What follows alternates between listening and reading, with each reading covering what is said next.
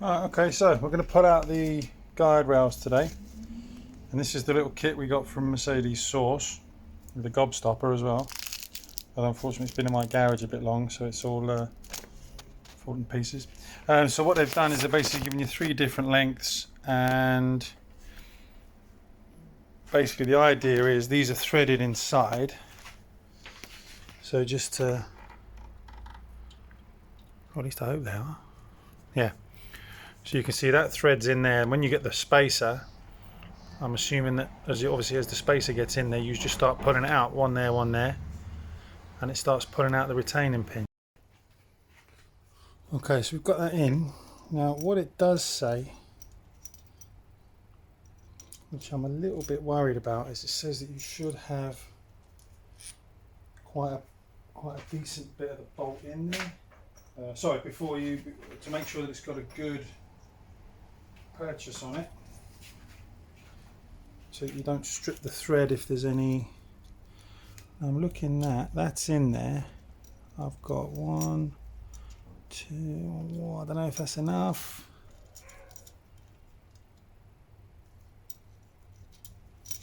That one's not.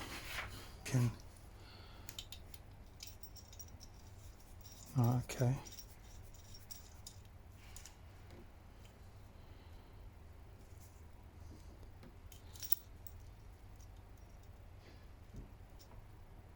Okay, right, let's give that a little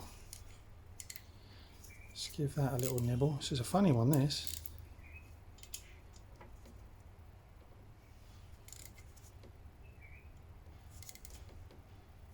I'm not too keen on that. It doesn't feel right.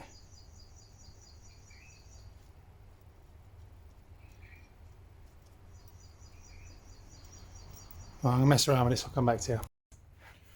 I'm not really sure what's happened there. I've kind of done it and it's pushed it back into the spacer. So we'll get that out and try and straighten it and see what happens. Right, okay, so this top one's ready to come out for anybody who's interested. It does actually work. So as you're obviously screwing it in, it screws into the pin, and when it hits obviously the edge of the block and the washers and stuff, it pulls the pin out. But when it goes, it makes a crack, quite a loud crack, which you obviously instantly believe is that you've snapped something, and you can literally feel the blood drain out your face.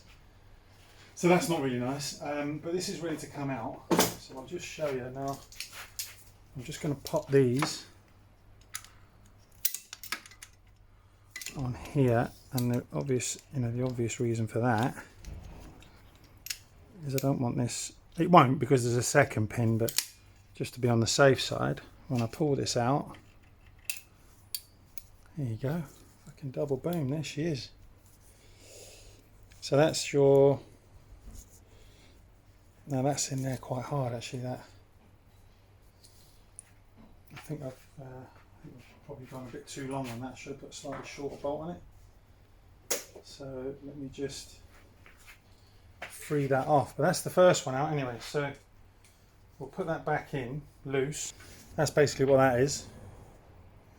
There. So we'll pop this back in here loose.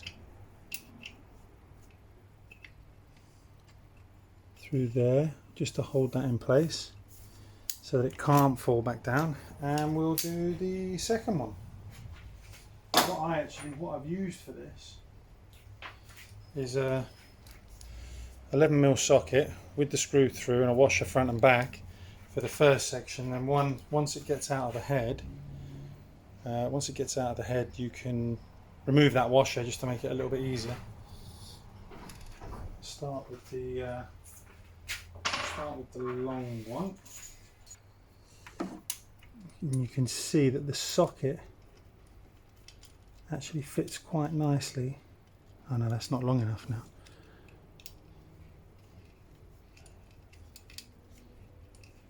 Yeah, no, we need a longer one. So we'll use the longer bolt,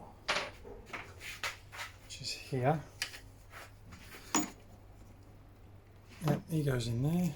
I'll bang in there.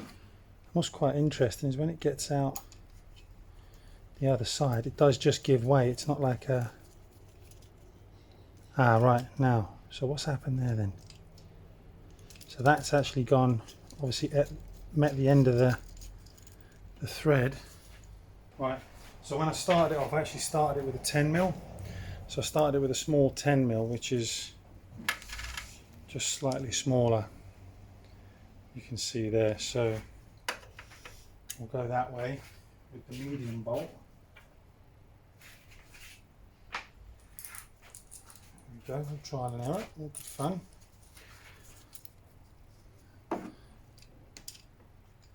There we go. Right, so that feels like it's in there, so we'll just tighten them in. So here we go. So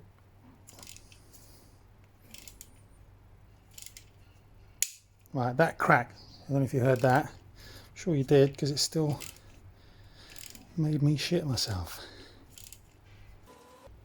So that's pulling out. When you feel it getting a bit tight, you just back it off. Just check where you are, because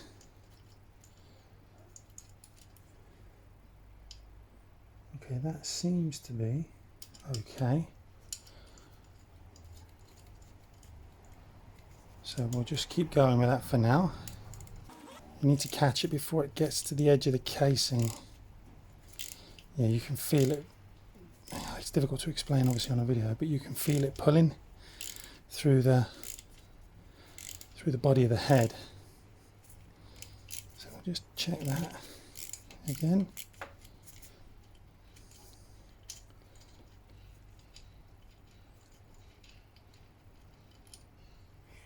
Yeah, that's coming nicely now.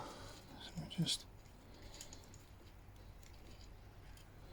right. Oi, you fucker. Oh no, there we go. Got it. Nice. So we'll swap now for that 11mm. Then we get a little bit more distance on it to pull it out. Problem with the oh.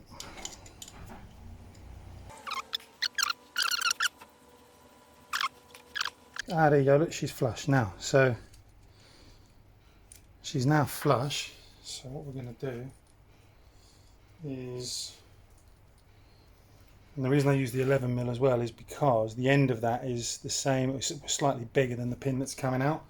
So the idea is, of course, is that I didn't, when I started this, I didn't know how far the pin would come. And you want to make sure that you know, there's enough room for it to exit. So I think what we'll take off the washer and we'll pop that back in again. In fact, you know, we'll swap it for the slightly shorter bolt as well, which comes in the pack. I must admit, it would be nice if, I mean, I've seen a guy do this who was very good, but when you get those crazy, he had his radio going, to be fair, so you wouldn't have heard little cracking noises and things like that, and you think, oh my god, it's all gone horribly wrong. Right, now that's just come super loose now. So that one's in place. Now see how that dropped? So that's what you've got to be careful of. But fortunately, because we've got the other pin in there, that would have been absolutely catastrophic if we hadn't have had that other pin in there. So a couple of things we need to take care of now then, which is I'll tell you what we'll do.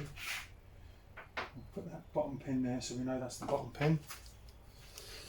And we're going to get these mole grips, get a nice grip on them. We'll pull this out. There's your pin, come out. And now what we're going to do is just gently, now this is proper danger zone shit, because if anything goes, whoa, like the phone doing something stupid like that, you've got to just make sure 100% that your chain is holding that. Anyway, over to the bench. There we go then. There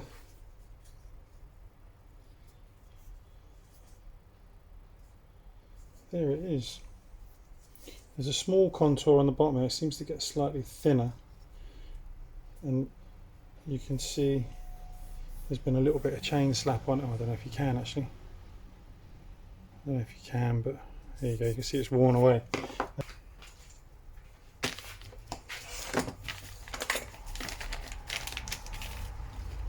So there we go.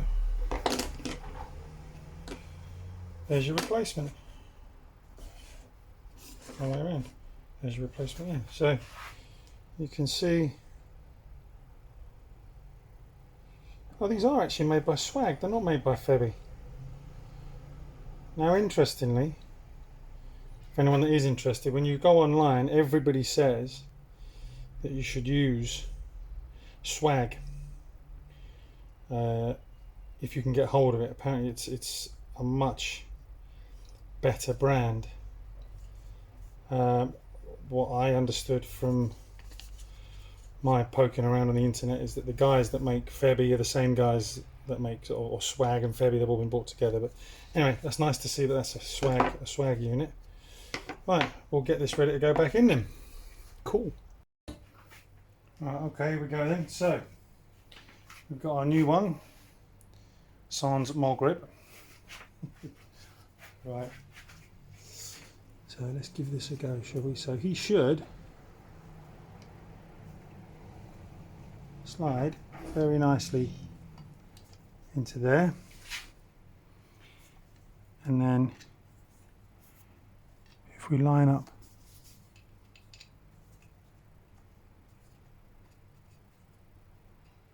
that's gone in top bottom there. I'm going to leave them in just because just in case it's slotted in, it hasn't gone through the hole, but I can't pull it back out, so I can only assume that it has. And you can see at the top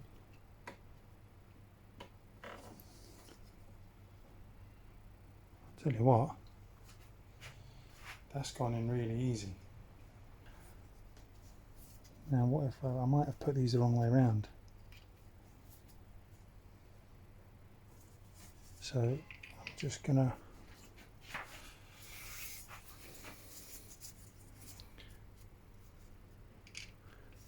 wind that back out. Ooh, you fucker. And that's why we've got the mole grips on it.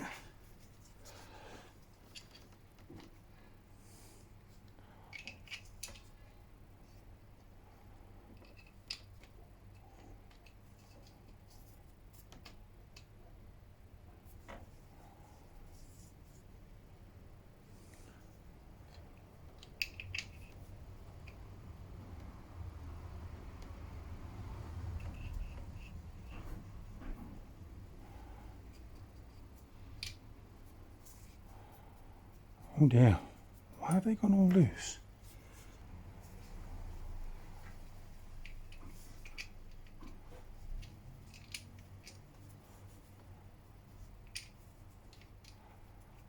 Let's just pull this back out slightly. Put that. Right, so that's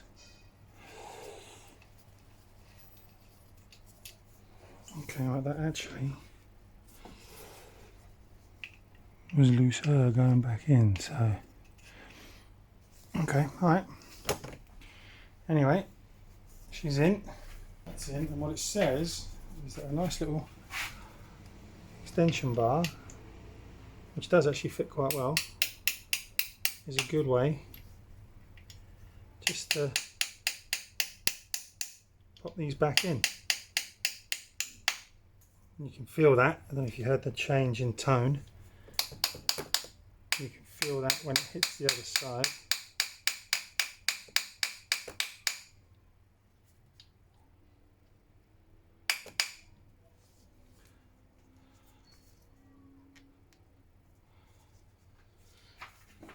Okay. Back in. Boom. Simple as that. First guide done. What happened there? I'm pretty sure that there is the screw. So we've undone this. I think that's the screw there. It's underneath this AC pipe. We've undone this, there's a hole, there's a little bracket there, so we've undone that, taken off the holding pipe. Now we're just going to take that, draw it out. Once it's drawn out, then we'll be, again, more grips on this bad boy here, the brown one. More grips on that, pull him out, and then we'll replace it. Something I'll just show you quickly. In here, there's actually this retaining nut, which is a 6mm hex nut, and you wind that out. Obviously take that out. Now I'm assuming, I've had a quick look online, and from what I can tell, there's just whatever's the retainer in there should just slide out. So I'm going to try with a pair of long nose pliers just to see if that happens. So here we go. So that's the pin that came out of it, and I was doing it a bit blind, to be fair, and I wasn't really sure how to get it out. So if you imagine that that's in the side of the block, I had some Torx keys, so I just kind of put it in and then kind of forced it in a little bit so it jammed in it. Oops, sorry, forced it in and jammed it so it came out. And then when I could just see it, I got these ones in there and just kind of gave them a little bit of a to pull it out. And then when I could see it, pair of needle nose, bang. I'll pop that there. So obviously making sure you've got your mole grips on it.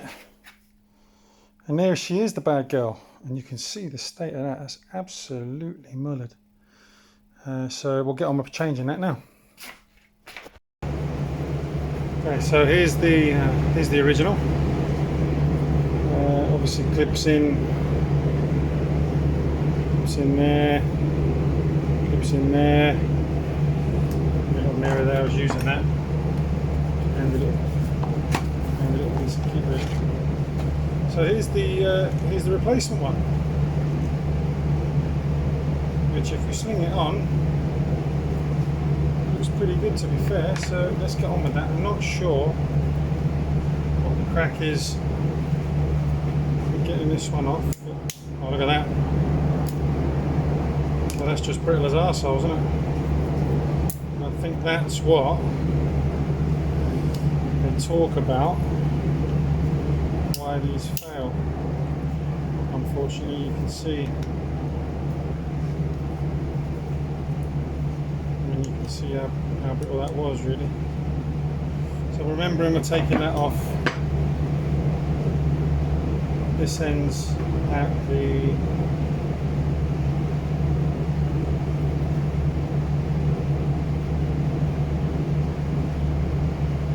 slight difference? Is there a slight difference?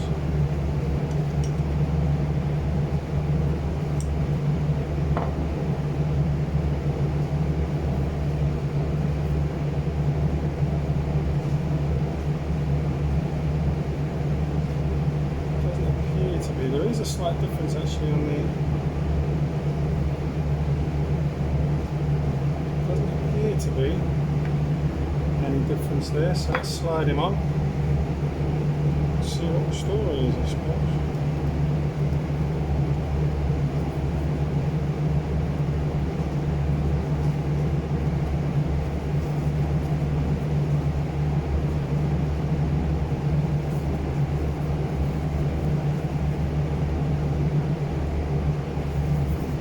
Okay. Right, here we go. Mercedes, love them. There's a little cut out there. You can see it, and what I'm thinking happens is that, exactly. So you slot that in. You see it's got a little, sorry, you can see it's got a little chamfer on the end of it there. So a bit of a bit of brute force and ignorance, and that should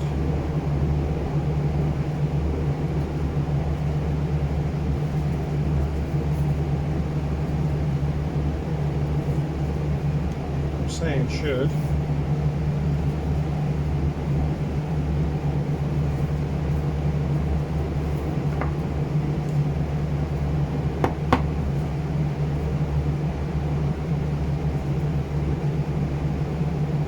for you. You can see it's already on this end here. And there's enough oil kicking around. Hang on, I'll just go off camera a second.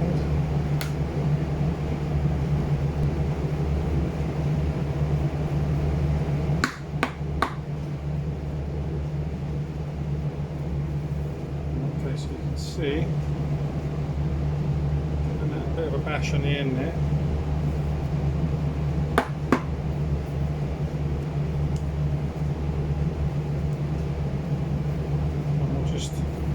See, there's still a little bit of a gap there, so we'll just drive that home, I reckon.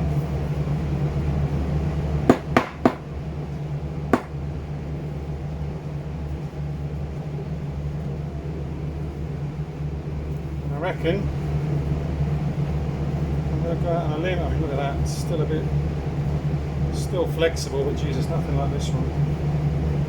And you can see, I mean, you can see the difference between them, can't you? The thickness. Alright. Cool. We'll get that back in then. Oh Jesus, I've just realised I've done that whole thing with the fan on. Sorry guys.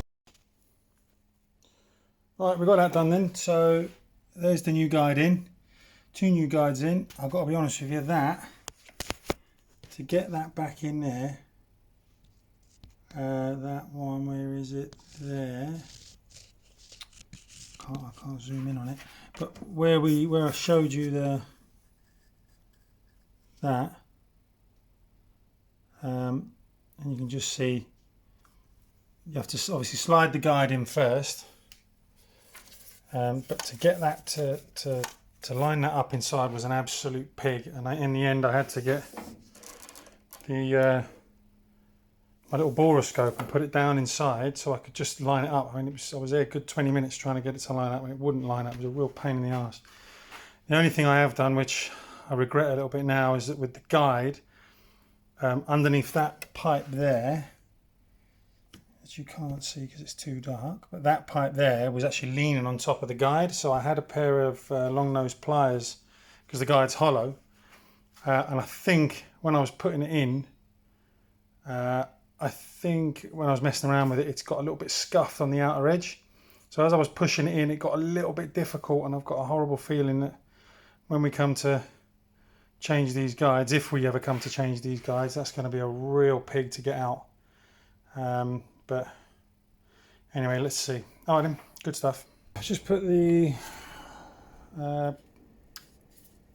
cam gear on, just loosely, it's not torqued up. In actual fact, what's quite interesting is that those, I know they've moved a bit now, I'm just going to say that timing marker lined up, but it's still not. I've got a funny feeling we might have to get an offset shim for that, but let's see when we've done the chain. Hopefully any stretch will be taken up with the new chain, and that'll pull that all into line. Just going to video this because we need to now take the distributor off, power steering pump, and I need to just check. So okay, just so we can see which way around it's gone. Now what I'm going to do, 3 bolts, 1, 2, 3, pull that top off, pull the leads through, and then I want to try and pull them through all in one go because we're going to use that, pardon me, as a basis for the lengths and when we put them all back. So we'll crack on with that. I've left all this off, the flux capacitor and the alternator and so on, just because it's just easy to get to if we need to do anything. So yeah, there we go, cracking on. Just a quick diary for me, diary note we've got. So that's the engine there, that's where the distribution, that's where the rock swing, fucking old rotor arm. And you can see that the middle of the rotor arm roughly lines up with that notch on the side of the distributor, which is quite good. So we'll make a mark on that body and we'll get that off and get it out. Distributor's out, power steering pump's off. And what that does is that opens up this plate that sits, that's just a mounting plate I guess for the distributor. So yeah, that's it, we'll get that off and then we can slacken off the sprocket, cam sprocket, and then start taking them other guides out. And then I think we'll just get the plate off today. It's getting a bit late now, so we'll get the plate off today. We'll finish off the guides tomorrow, start putting everything back together and then run the chain through, I reckon. Well, okay, so we're back. I'm just going to crash through this today, so not going to be too many videos, but there's the two things you said. I've taken off the cam sprocket. That cam just fell back quite nice, actually. It was quite easy. Just got to be careful, obviously the spacer when it came out fortunately stuck on there with oil before I'd put the cloth, which was lucky. So what we're going to be doing is the upper rail. There's one just above this bolt hole here. There's one here. There's one there you can see. And the lower rail you can see there's one there and one there. So we're going to crack those out, get those changed over. You can see I've got that bungeed off, the chain bungeed off. I also put the tensioner back on as well, just to keep that tension, not all the way in, just nipped it to get it in there so you can see it. But unfortunately time is of the essence today, so I'm just going to crack on. Okay, we're making progress. There's the other two guides out there, you can see them. Looking a bit worn and a bit haggard really. We've got the two new guides in. You can see there. Bright and white, looking brand new and gleaming. Now we've put the cam sprocket back on. Now I've done that primarily. I've only put them on, I've tightened it up but I haven't torqued it. So we're just checking the timing lines. That one's okay. On the left bank, this one's slightly out where we knew it was anyway, but it's not quite a tooth out. And then if we look down, that one's not bad. It could do a very slight tweak, I would say. Yeah, it's not quite on, which will, I don't know, might throw everything out a little bit actually. We'll just quickly check that because I don't want it to throw it out too much. Having said that, the cam tension is not, the chain tension is not in fully. So I think the secret here is what we'll do is we'll grind the chain, take the chain off, put the new one on, put the new tensioner in, give it a couple of spins round, a couple of revolutions, and then I reckon we'll see where she sits. And then if we need to do any fettling or adjusting of the timing chain, I'm hoping it all just falls back into place. But yeah, best laid plans and all that. Let's see how we go. All right then. Okay, so we're going to crack on with the chain. So what we've done there is we've put a couple of more grips, one there, stop the chain from flapping. We're going to grind here and here because we don't have a chain link, so this is obviously the original chain. So we're just going to grind probably those two there, pull that through, and we'll attach the new chain to it, which is the plan. And then we just rotate the engine. Yeah, pulls the chain through, comes back, connects it on the other side, and happy days. So let's yeah, it's easy as that. Yeah, what we did is we bought, I haven't got a grinder, so I bought this cheeky little number, just a little cheap Chinese thing. But I've had some Ingo stuff before actually, and it does actually last pretty well, but it's cheap. If it breaks, it's no drama. I did look at getting a Dremel, but the kit, the Dremel, I think it was called a Dremel 400 kit. Jesus, that was expensive, and I just couldn't justify it for the amount I'll use it. So anyway, let's see how we go. So as always, we'll fill this in with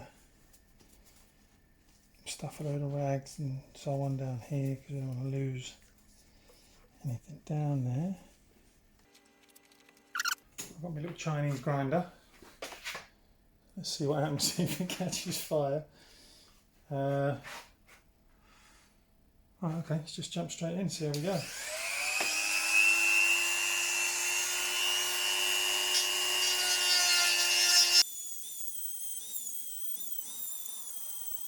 Well, I'll tell you what, that made light work of that. I thought that was going to be a lot more ball ache than that.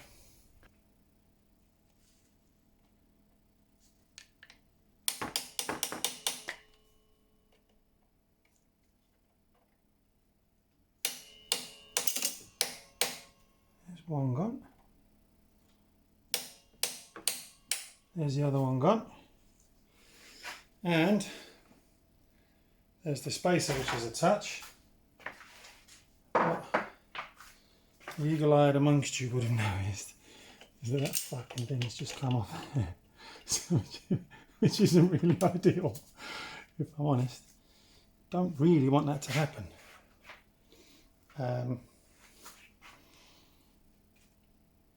Right now, oh, careful, careful. Right, you'll see there. You can see there's a middle spacer as well. So we'll just get the old long nose on that quickly. Make sure that doesn't go anywhere. It shouldn't. Now look at that.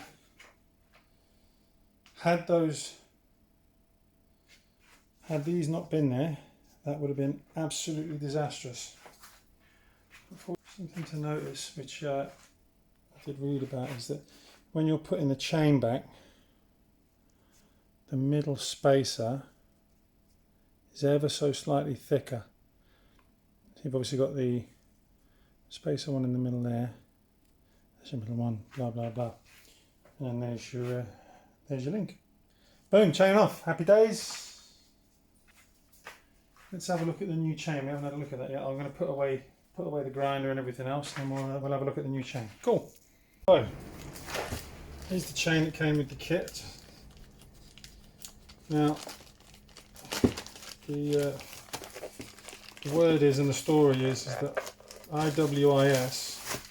This looks like JWIS, but IWIS apparently actually make the chains for Mercedes, or made the chains for Mercedes, or still make the chains for Mercedes, or I don't know. But apparently they are the best chains to replace with. So here's our new chain. Super shiny and sexy. And we've also got the link. The link. 1, 2. Oh, hang on a second. Why is there no centerpiece there? There's only the 2 outside ones. Oh, that's a little bit strange. What's that all about?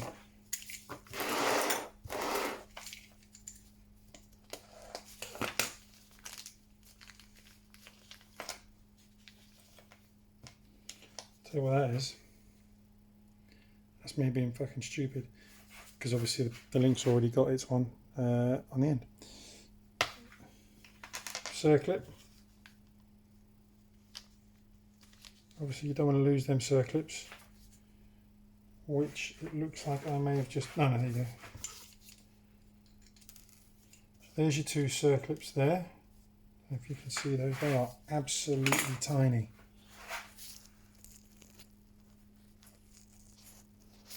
There's your 2 circlips, and when you've got hands like that, this could prove a little challenging. But interestingly on this, I know I said when we looked at the spacers, what I was reading, that the spacer should be is thicker, but on these are the same size. So I guess you're all right whatever happens, really. Right, okay.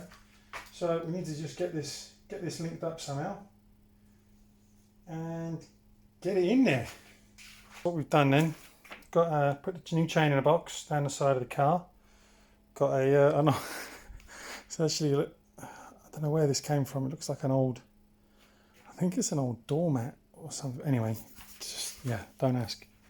So what we'll do is we'll set it up here. Now the plan is obviously as the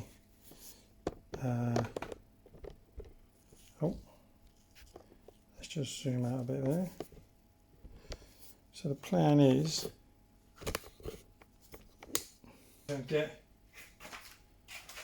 chain on, and then that chain will just run up the side of the car.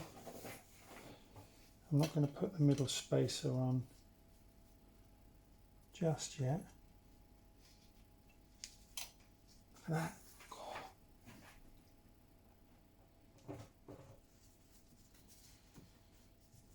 Right, now this is the bit, so there's the middle spacer there, that's on. See if we can get the clips in. I'll do the middle spacer after. I must admit I'm going to take my gloves off for this, because you may have noticed that I'm using vinyl gloves, and whilst they're cheap and cheerful, they do have a tendency to be super tight when you put them on, and they're all a bit baggy by the time you need to take them off. So, okay. So we'll start with him. So he's all good. Now what we have got, which is a bit of a bonus,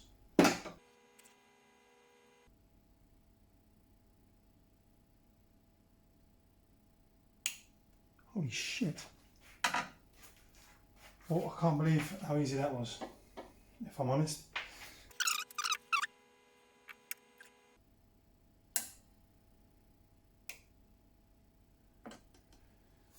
Fuck me, that was easy. So that's on now, so then all we've got to do is drag that through. Now, there's a couple of schools of thought for this. If you've got an assistant, which unfortunately I don't, then in an ideal world what you'll do is,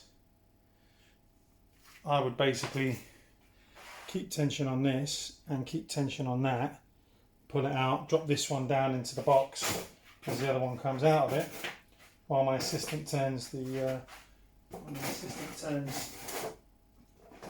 crank with the sprocket we've got set up on it. Problem is that there's only me, so it's a super laborious process. But it seems that the only real way to do it is with cable ties. So you've just got to basically cable tie it, turn it half a turn, cable tie it, turn it half a turn, cable tie it, which is, yes, laborious at best, but the safest way to do it. So I think that's the way it's going to be done. I just hope I've got enough cable ties, or I would have shot myself in the dick, unfortunately. Right, okay, right, I'm going to have a little poke around and see what I can find. Okay, right, so here we go.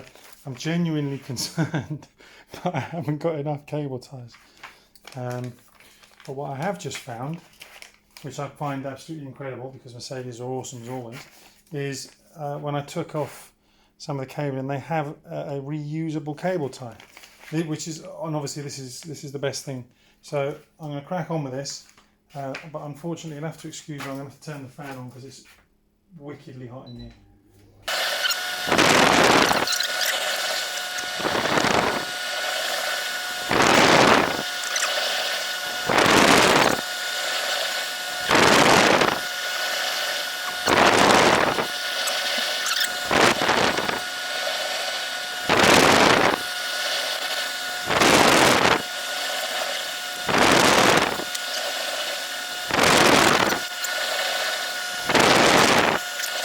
Apologies for that, but the battery ran out last time. So you can see new chains on, clips are on.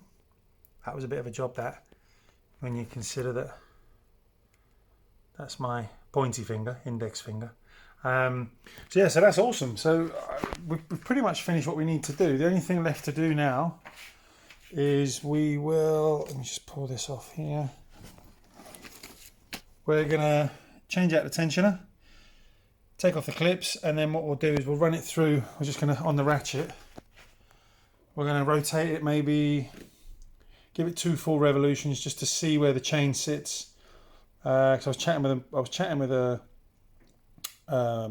guy here who used to be a Mercedes service manager in the UK, and he's saying that the stretch that you can get on these chains can actually be quite savage, and we'll explain why it's kind of been thrown out a little bit. So yeah, we'll run it around and we'll see where we end up. Okay, cool. We're going to change the tensioner out. I'm going to leave these on actually, not for any of these cable ties, and I'm not for any other reason. I'm pretty sure nothing bad's going to happen, but just in case something bad does happen, it's going to stop them jumping on the teeth, which is kind of what my major concern was. So like I said, I only had this in a little way. Oh, do come along. Here we go.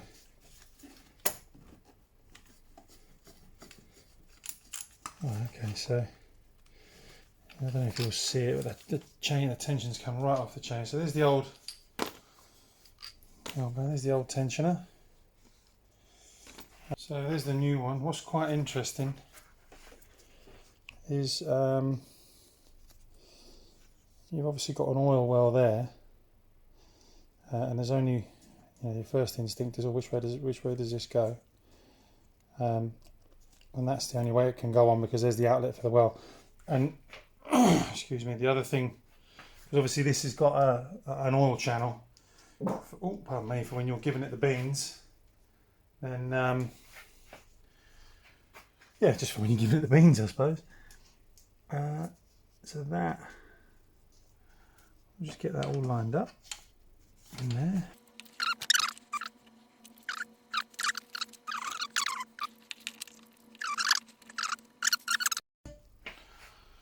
Alright, okay, so that's in, under tension, locked down tight, and you can see there is very little movement on that chain now, so that's super tight, which is good. So I think what we'll do is we'll, like I said, everything's in. I'll take off them cable ties. I'm going to just rotate the engine a couple of times and see where them timing chains, timing marks end up. I'm hoping that they're pretty much bob on now. We've obviously got the new chain, we've taken out the slack. Let's see how we go. So just a quick one, obviously putting everything back together.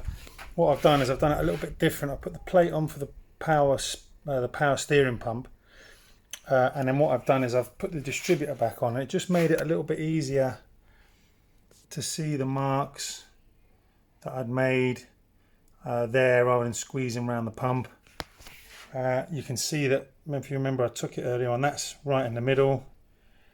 There's some marks there on the bottom washer that I made, and also I've checked that the on the actual distributor cap, I've checked that if you see that hole there, this is obviously top dead center cylinder 1, and that corresponds with the number 1 HT lead for the cylinder. So yeah, all looks good.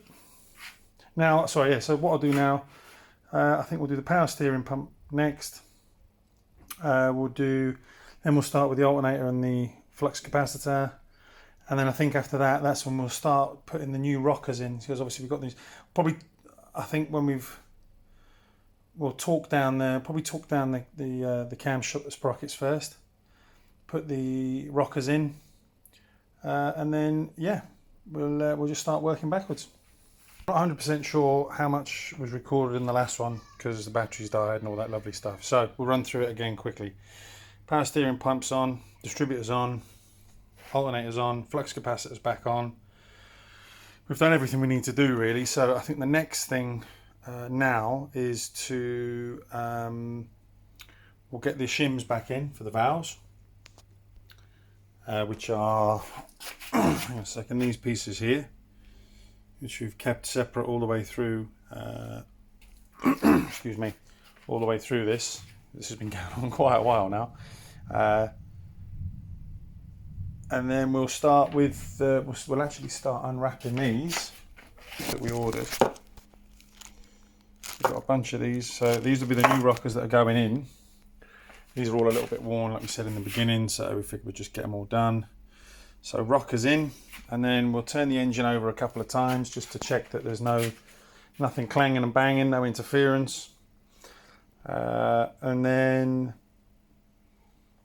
I think we'll need to take a look at the go no go tool. This is the go no go tool. A second. So this piece of kit tells us if you've got enough clearance when we've installed the new rockers. This will tell us if we've got enough clearance and so on.